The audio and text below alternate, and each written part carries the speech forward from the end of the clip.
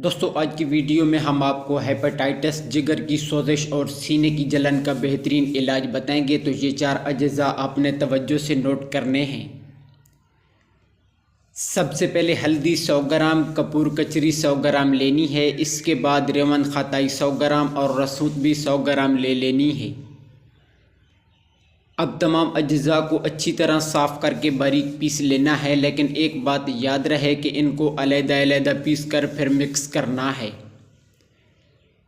अब इसके इस्तेमाल का तरीका कुछ इस तरह से है कि चने के दाने के बराबर मिकदार में सुबह और शाम के खाने के बाद दूध या फिर पानी के साथ ले लेना है।